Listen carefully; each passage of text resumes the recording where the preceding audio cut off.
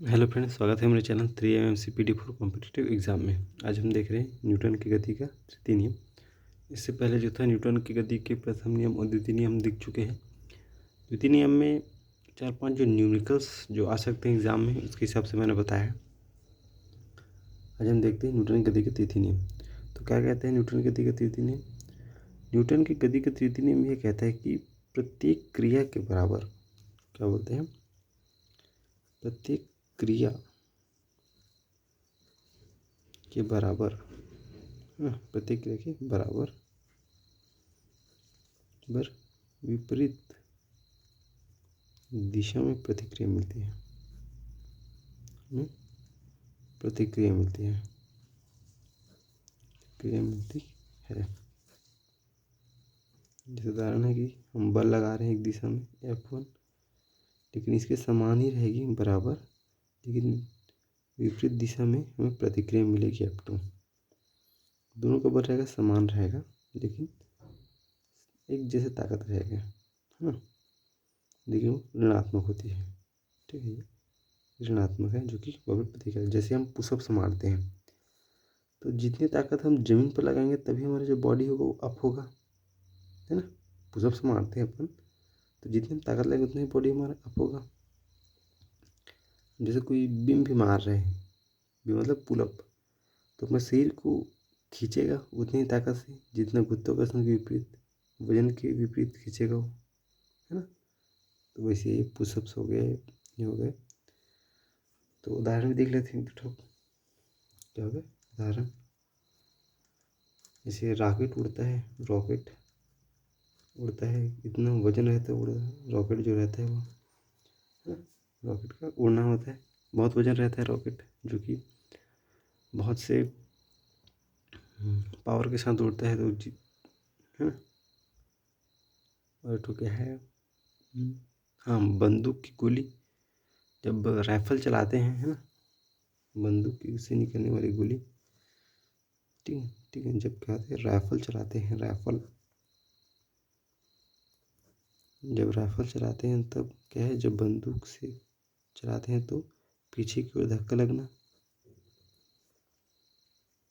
तभी तो उसको चिपका कर रखे रहते हैं कंधे में, ताकि जब झटका मत लगे, पीछे की ओर मत हो, ऐसे करके। ओके, ये सब क्या है, न्यूटन की गति के उदाहरण है। एक और गति उदाहरण है कि जब नाव किनारे पर आती है, नाव किनारे पर है, मान लो बात है।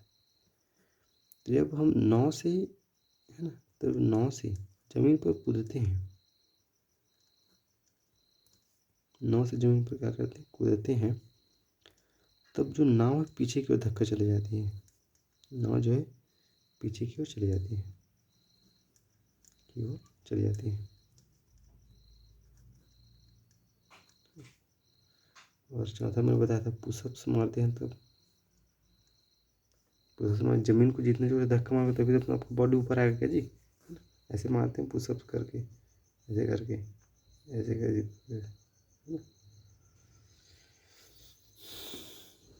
पुलअप्स भी है ना। ये सब क्या है, उस चीज़ के उदाहरण है।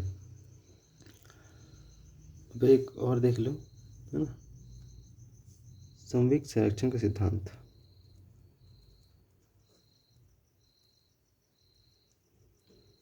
संवेग संरक्षण का सिद्धांत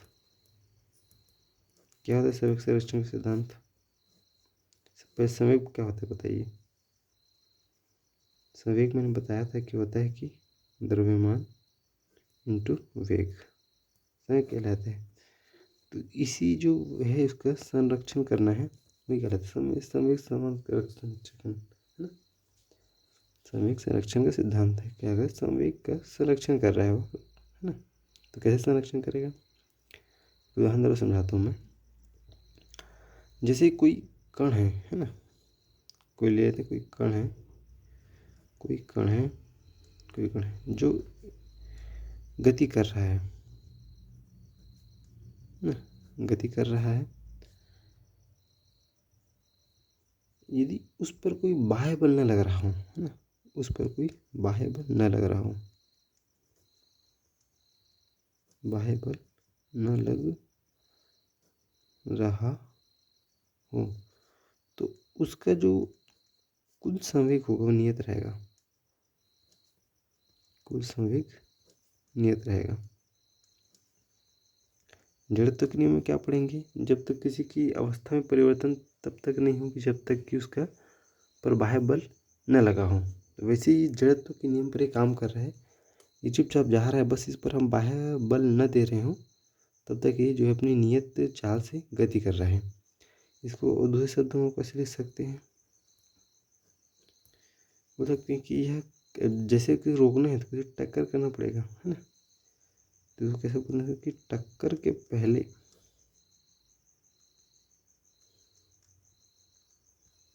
पहले तथा बाद का संवेग बराबर रहता है, ना। तो क्या होता है, द्रव्यमान वेग, है ना। तो इसको हम क्या बोल सकते हैं, m1v1 धन m1v m2v2 बराबर कितना हो जाएगा, बराबर है तो m1u1 के प्रारंभिक वेग है, हो जाएगा m2u2, इन्हें क्या है, बराबर है। ये इसका फॉर्मूला है, ये मैं एक समान के इसको ऐसे भी लिख सकते हो, m v equal to mu, ये अंतिम वेग है, ये द्रव्यमान है, प्रारंभिक वेग है, u क्या है, प्रारंभिक वेग है, v क्या है, अंतिम वेग है,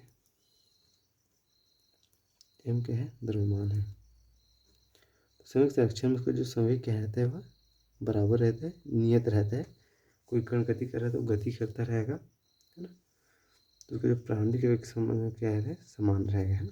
ये इसका संवेग संरक्षण सिद्धांत है।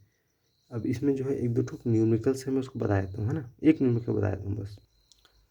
ये जो है m1v1 है वो है संवेग में टकराने के बाद का, है ना, मतलब कि संवेग में टकराने के बाद का संवेग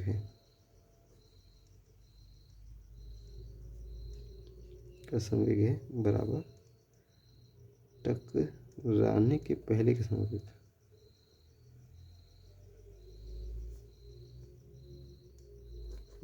बाद का संवेग और पहले का संवेग,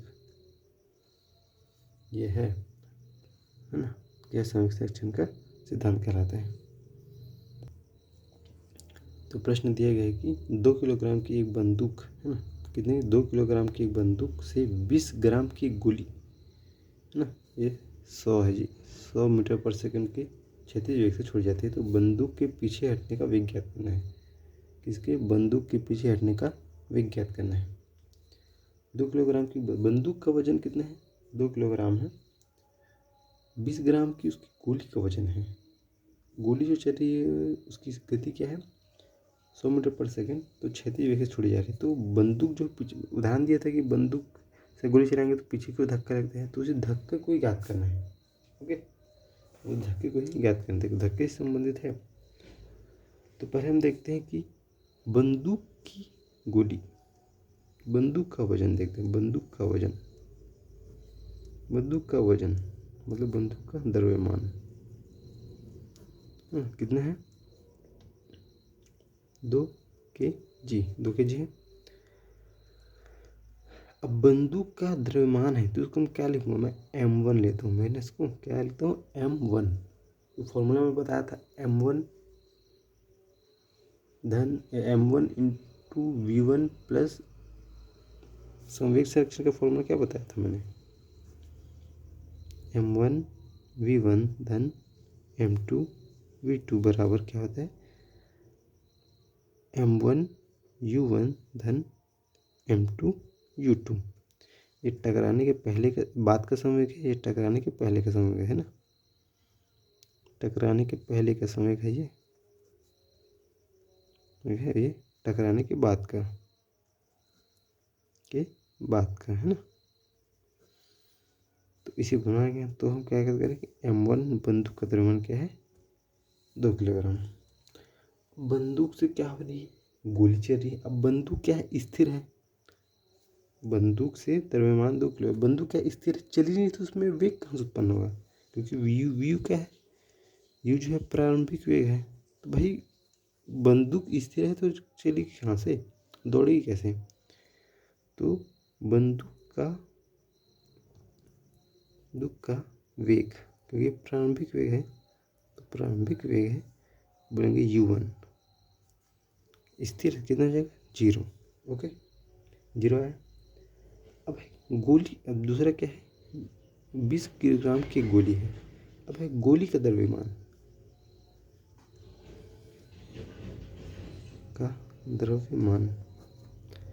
गोली क्या है, दूसरा है, तो उसको लेंगे m2, क्या है 20 ग्राम।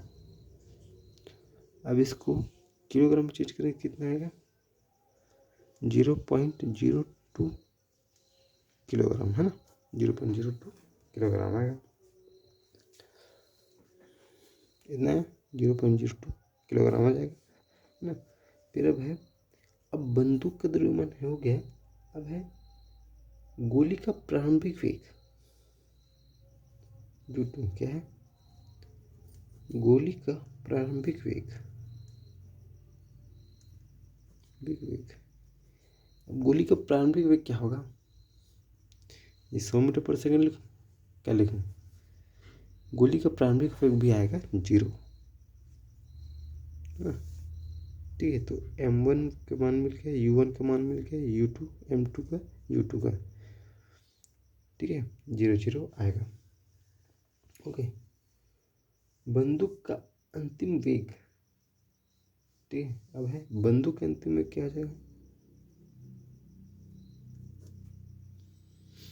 बंदूक का अंतिम वेग, अब बंदूक का अंतिम वेग क्या होगा जी, 0 होगा, v1 का मान, बंदूक का प्रारंभिक वेग था u1, तो u1 के समान क्या होगा, v1, बंदूक का अंतिम क्या होगा, 0 होगा, चलेगी नहीं, है खड़ी है, कहाँ से उसमें वेग होगा। अब है v2, यानी कि गोली का अंतिम वेग, गोली का अंतिम वेग, गोली का अंतिम वेग क्या आएगा, 100 मीटर पर सेकंड स्क्वायर, ऐसे हो जाएगा। अब क्या है, संवेग संरक्षण फॉर्मूला मैंने बताया था, इसमें मान रख दो।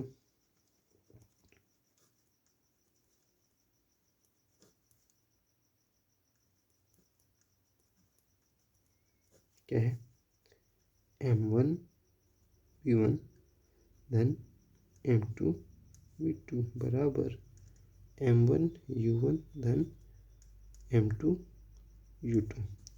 टकराने के बाद का संवेग बराबर टकराने के पहले का संवेग। तो m1 का मान कितना है, 2 kg, 2 लिख दिए। v1 का मान कितना है, 0 है, 0 लिख दिए। धन का धन m2 का मान कितना है, गोली की तरफ में क्या है 20, मतलब 0.02 है ना। v2 का मान कितना है, इंटू 100 है, v2 100 लिख दिए।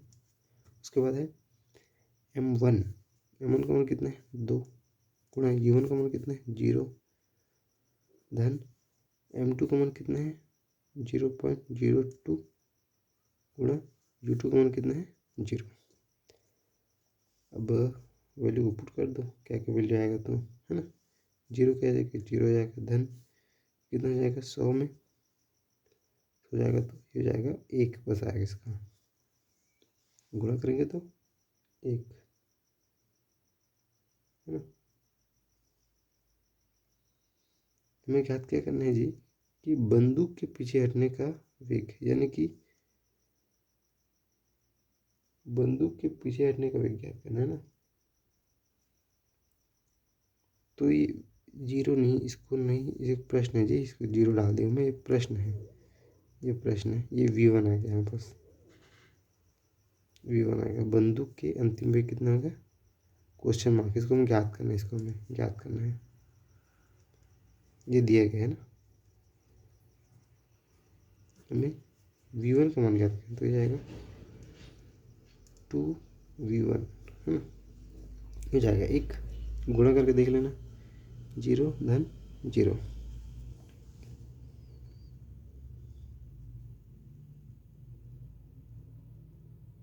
सॉरी 2 आएगा, 2 है ना, 2 आएगा, 2 गुणा करके देख लो। 100 गुणा 1.0.02, इसको कैसे लिख सकता हूँ मैं? 0.02 को 2/1,1,00 और ये क्या 100 है, तो गुणा 100, तो 100 कट जाएगा, तो हो जाएगा 2 आ जाएगा 0, क्या जाएगा 2v1 धन 2 = 0। ये 2 को उधर पक्षांतर कर दो, है ना, तो 2v1 बराबर क्या हो जाएगा, ये धन है तो ऐसा क्या हो जाएगा, ऋण 2, फिर v1 इसके बटे में चले जाएगा, 2/2, 2 कट जाएगा, तो v1 का मान कितना हो जाएगा, -1, ठीक है, तो -1 मीटर/सेकंड स्क्वायर, है ना, तो वह 1 के पीछे हटेगी, है ना, 1 से, इसका आंसर है। तो जो बंदूक है 1 मीटर/सेकंड के वेग से पीछे हटेगी, माइनस किसका साइन है, पीछे हटे उसका साइन है ना। उत्तर क्या लिखेंगे, बंदूक जो है 1 मीटर/सेकंड इनवर्स से पीछे हटेगी। इसमें जो है मेन है ये ज्ञात करना ही है, आपको इसको समझना बहुत जरूरी है, ये समझोगे तभी इस फॉर्मूला मान हो, तभी हल होगा, है ना। तो वीडियो इतना पर्याप्त है, इसके लिए धन्यवाद।